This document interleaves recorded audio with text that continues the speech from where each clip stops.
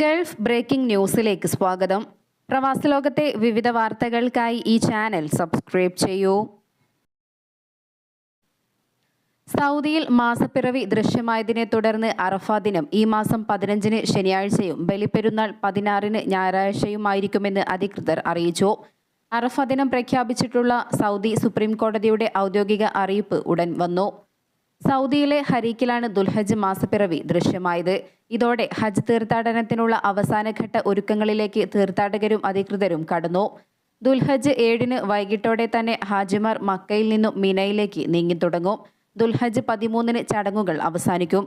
ദുൽഹിജ്ജ് മാസപ്പിറവി ദർശിക്കാനും വിവരം നൽകാനും രാജ്യത്തെ മുഴുവൻ ആളുകളോടും സുപ്രീം കോടതി നേരത്തെ നിർദ്ദേശം നൽകിയിരുന്നു.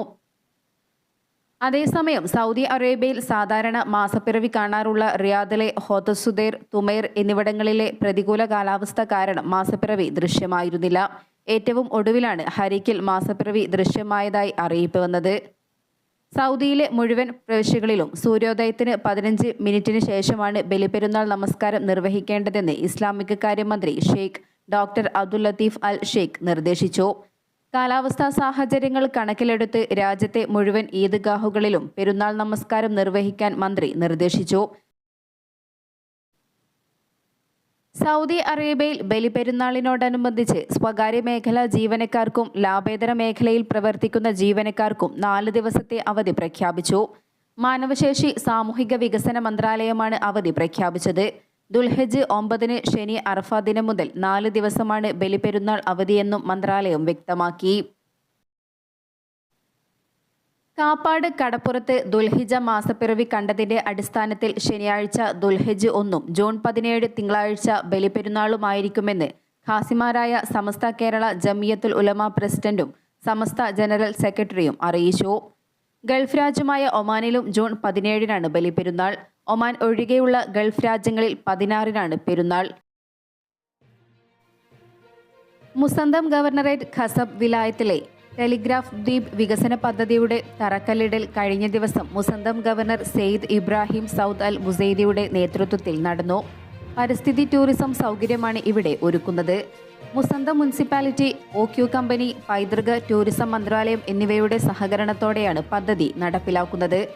130 ചതുരശ്ര മീറ്റർ പൊതുസേവന കെട്ടിടത്തോടനുബന്ധിച്ച് 731 ചതുരശ്ര metre multi purpose hall, sea landing platform, മലയോര നടപ്പാത എന്നിവയുടെ നിർമ്മാണവും പദ്ധതിയിൽ വരുന്നുണ്ട്. ടെലിഗ്രാഫ് ദ്വീപിന്റെ അടിസ്ഥാന സൗകര്യങ്ങൾ വർദ്ധിപ്പിക്കാൻ മുസന്തം മുനിസിപ്പാലിറ്റി കഴിഞ്ഞ വർഷം തുടക്കമിട്ടിരുന്നു. ഇതിന്റെ ഭാഗമായി ടെൻഡർ സമർപ്പിക്കാൻ പ്രാദേശിക കമ്പനികളെ ക്ഷണിക്കുകയും ചെയ്തു. ടെലിഗ്രാഫ് ദ്വീപ് അല്ലെങ്കിൽ ജസീറത്ത് അൽ മക്ലബ് സ്ഥിതി ചെയ്യുന്നത് മനോഹരമായ പ്രകൃതിയുടെ മടിത്തട്ടിലാണ്. സമുദ്ര ദ്വീപുകളും ചിതറിക്കിടക്കുന്ന ഗ്രാമങ്ങളുള്ള ഖോർഷം ലോകമെമ്പാടുമുള്ള വിനോദസഞ്ചാരികൾ സന്ദർശിക്കുന്ന ഏറ്റവും മനോഹരമായ സ്ഥലങ്ങളിലൊന്നാണ്. മസ്കറ്റ് ഗവർണറേറ്റിൽ സീബ് വിലായത്തിൽ ടാങ്കർ ലോറിക്ക് തീപിടിച്ച് 2 പേർ മരണപ്പെട്ടു. അൽ ജിഫ്നൈൻ ഏരിയയിലാണ് ദാരുണമായ സംഭവം. അപകടത്തിൽപ്പെട്ടവർ ഏത് രാജ്യക്കാരനാണെന്ന് വിവരത്തെക്കുറിച്ച് ലഭ്യമായിട്ടില്ല. അപകടം നടന്നയുടനെ സ്ഥലത്തെത്തിയ മസ്കറ്റ് ഗവർണറേറ്റിലെ civil defence and ambulance authority അഗ്നിരക്ഷാ സേനാ അംഗങ്ങൾ പെട്ടെന്ന് തന്നെ രക്ഷാപ്രവർത്തനം നടത്തിയെങ്കിലും ജീവൻ രക്ഷിക്കാൻ സാധിച്ചില്ല. വളരെ സാഹസപ്പെട്ടാണ് തീയണച്ചത്. തീപിടുത്തത്തിന്റെ കാരണവും വ്യക്തമായിട്ടില്ല.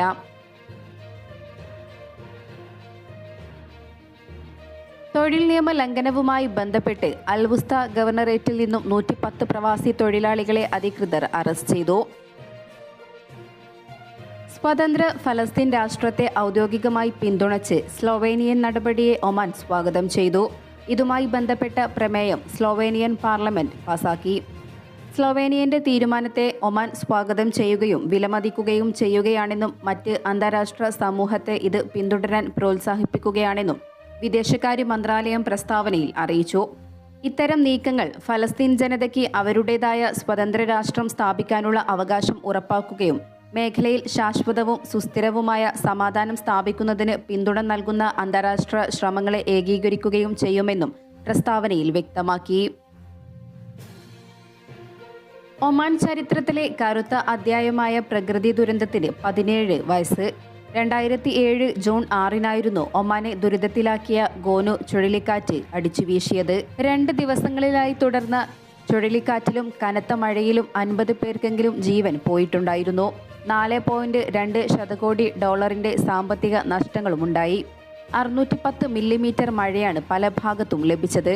മസ്കറ്റ്, ഷെർക്യ ഗവർണറേറ്റുകളിൽ വൻ നാശനഷ്ടങ്ങളുണ്ടായിരുന്നു. ചുഴലിക്കാറ്റ് മൂലം തകർന്ന കെട്ടിടങ്ങളുടെ അവശിഷ്ടങ്ങൾ അമ്രാത്തിൽ ഇപ്പോഴും കാണാം. നരേന്ദ്രമോദി 3ാം NDA സർക്കാരിന്റെ പ്രധാനമന്ത്രി പദത്തിലേക്ക്. പഴയ പാർലമെന്റിന്റെ സെൻട്രൽ ഹാളിൽ വെള്ളിയാഴ്ച ഉച്ചയ്ക്ക് 12 മണിക്ക് നടന്ന NDA പാർലമെന്ററി യോഗം നരേന്ദ്രമോദിയെ ഐക്യകണ്ഠേന നേതാവായി തെരഞ്ഞെടുത്തു.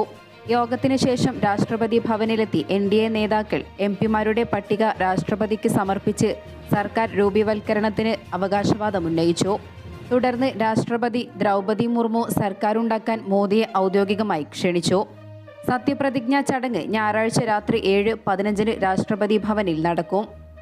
ലോക്സഭയിലെയും രാജ്യസഭയിലെയും NDA ഘടക കക്ഷികളുടെ MP-മാർക്ക് പുറമെ NDA സംസ്ഥാന ഭാരവാഹികളും സെൻട്രൽ ഹാളിലെത്തിയിരുന്നു. NDA നേതാവായ മോദിയെ പ്രതിരോധ മന്ത്രി രാജ്നാഥ് സിംഗാണ് നാമനിർദ്ദേശം ചെയ്തത്. അമിത് ഷാ, നിതിൻ ഗഡ്കരി എന്നിവർക്ക് പുറമെ ചന്ദ്രബാബു നായിഡു, അജിത് പവാർ, നിതീഷ് കുമാർ, കുമാരസ്വാമി, പവൻ കല്യാൺ, അനുപ്രിയ പട്ടേൽ, ജിതിൻ റാം മച്ചി, എക്സാൻ ഷിൻഡെ എന്നിവരും പിന്തുണച്ചു. തുടർന്ന് നടത്തിയ പ്രസംഗത്തിൽ BJP എന്ന് ഒരിക്കൽ പോലും പരാമർശിക്കാതിരിക്കാൻ ശ്രദ്ധിച്ച മോദി NDA എന്ന് മാത്രം ഉപയോഗിച്ചു. ഒമാനിൽ നിന്നുള്ള ഏക മലയാളി ഹജ്ജ് സംഘം ശനിയാഴ്ച യാത്ര പുറപ്പെടും. പുലർച്ചെ 4:30 റൂവി ഖാബൂസ് മസ്ജിദ് പരിസരത്ത് നിന്നാണ് യാത്ര തിരിക്കുക.